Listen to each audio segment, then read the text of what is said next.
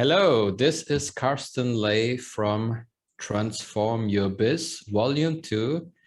Today with a special guest from the University of Economics, Ms. Tan. Thank you for joining. Ms. Tan, can you please introduce yourself? Carsten, I'm Thao from the University of Economics, and we belong to an institute in the university where we do training, shortcut and corporate training a lot. So I hope that today we can share some our story and our knowledge inside what we do training. This is a part of growth and change in the business transformation. Yes. So we know you do business transformation. You also do trainings for corporates in Vietnam, right? For companies and corporations. So where do you see at the moment the main business transformation needs or topics in Vietnam? Well, to be honest, transformation is generally in Vietnam just generally to respond to two things. The underlying problem of cause of organizational pain that needs to be addressed, and the desire of top management to use the opportunity to enhance the competitive advantage. Currently, at the moment, most of the needs from the organization just try to adapt and try to react to the situation when the government and the lockdown put in. Okay, so it's very, very reactive and adaptive at the moment, right? Yep. And you said it's about cost, of course, and it's also about management. Yeah. So where do you see how management is or has to transform in Vietnam at the moment? Wow. I just can say that change and go and the transforming your journey. So the journey for every government or organization or big company or SME is different by it out. But I think that the business transformation can be achieved by one or more those things. First is realizing the way staff work. The second is how the organization is restructured. And the third one is the core product or service portfolio of this business and how the technology is used in. I think in Vietnam, there is really interesting case recently. Public is really the M&A. It's totally different with the old transformation, but it's really interesting. That's when the appetite acquired by sphere. Yeah. So what is the difference? Thank you very much. What is the difference between the old, what you said, the old transformation way and the new transformation way? Well, the old transformation just based on that they do it by themselves. They go it internally, try to adapt with the situation. They try to transform their out into something new. But the new way to transformation, just say, acquire a new business, already grow up in somewhere, to make to something that can be take advantage from both organizations. And it's a kind of acquisition is really to take advantage on the markets. So there's a much more outside learning now, either from competitors or from consultants or from training institutes. Yeah.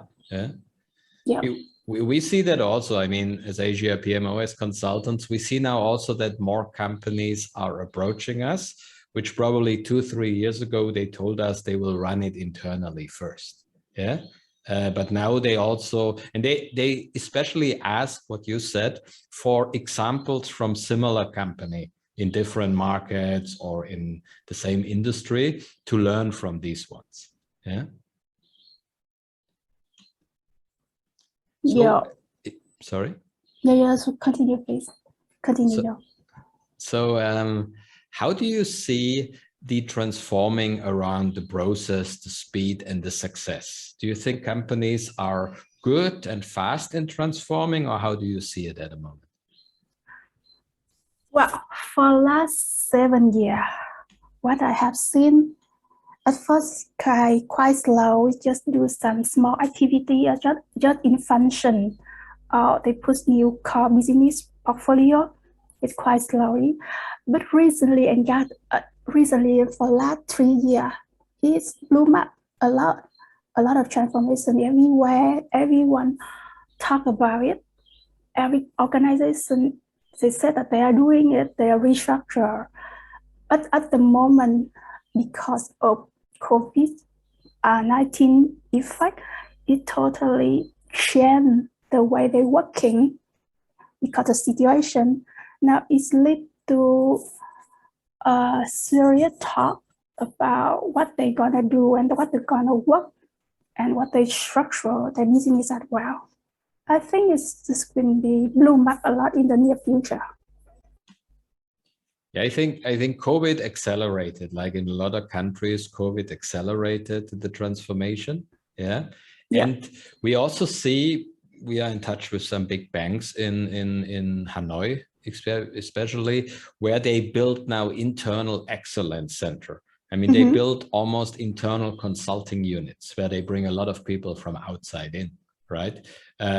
So they build even the right structures to transform, yeah, which probably some years ago they haven't done yet. Yeah. Yeah, from the outside, the bank is doing a lot. We can see a lot of digital transformation and digital payment applying. I think for the big firm of a big organization, the trend at first could be exactly slow, but after that we will increase and speed up a lot. But totally different with the SME. For example, one company we work with in manufacturing and logistics in F&B, they try to apply the technology first, ERP, etc. And after that, they restructure the organization beyond that. Because they are small one, they are SME.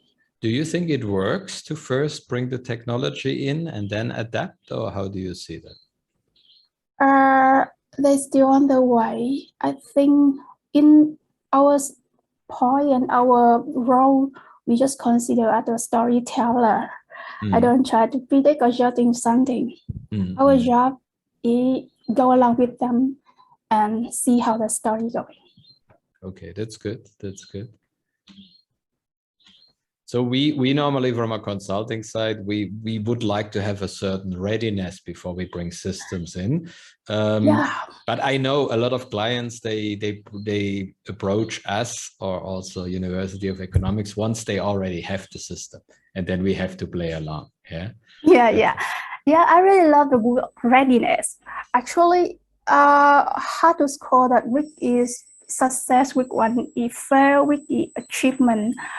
But we in our university have some researcher, and we conduct a research about how the Vietnamese organization, the company, react to the digitalization and COVID-19 as well. We do some research on this. We're still on the collecting data, but we hope that we have the results soon, and we will publish that one, and we will see how the company transform beyond that research. And we really want to do one thing. I think that we try to create a scale for the readiness or the mature of digital transformation. That means that they are ready or not to transform it. Yeah.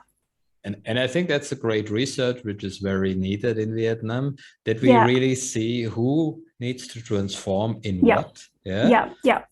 Maybe not only because of COVID, because also what you said, payment system, digitalization, there's a lot going on in the market.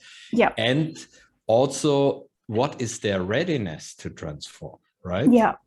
And they already have the answer why they need to transform. They're just starting with the next question, how and when. Mm-hmm. Yeah, the strategic order to do it, to grow and change. So really bring the need into a program or into a project to really run it. Yeah, we want to very much a scale a survey to see if the company, when we standardize the survey, hope it can publish soon when if the company is ready to change and change what. So beside the survey, what is University of Economics supporting the transformations in Vietnam? I think you do a lot. Yeah, of course we do training. Mm-hmm. Our job, our mission, our values to training. The purpose of training is just help them to get a better question for themselves. It get from a better a problem is well defined, the problem have solved. So the training help them to ask themselves the good question. During the training, it's the same like you look at the rear view mirror because you want to go forward, you want to see what is behind you. And another one, because along with the research, we try to establishing a project we call a PSO, problem solving organization. We try to make it a kind of consulting project, try to help a company to find the root cause problem, not a symptom, and solve that.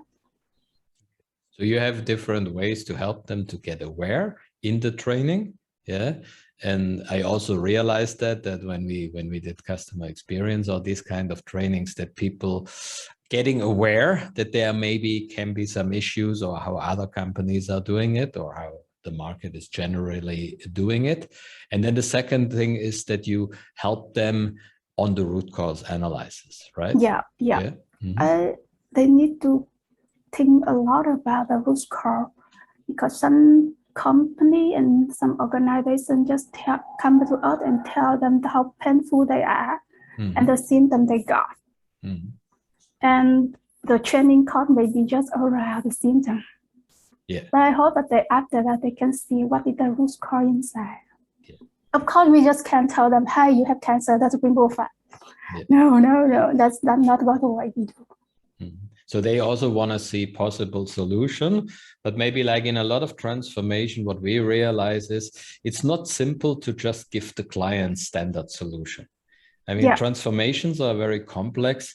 You need to give them the right tools, like you say, root cause analysis, for example, to develop their solutions, right? Yeah. And they are on the way to find out their solution as well. I just can stay here and tell them this is solution did not work, never work for them. Okay, that is great. So thank you so much for the insights on transformation in Vietnam, and thank you so much for being our guest. Thank you, Carsten, for inviting me. I hope that we can conduct more in-depth the postcard or interview about transformation as well. I hope that I can invite some research from our team to join here, give them more in-depth information and knowledge. Yeah. And we will let our viewers know when your research and about transformation in Vietnam is out. So when the seminar workshop public the research result, I will invite you and share the info to you. Okay, that's great. Yeah, and I really interested in the readiness research about readiness transformation. Yeah, I think that's good, and also from listeners from other countries, that's very interesting to see how different industry, different countries, we have a readiness or not, and how probably COVID influenced or triggered the readiness or not now. Yeah. Okay, thank you so much. Okay, thank you so much.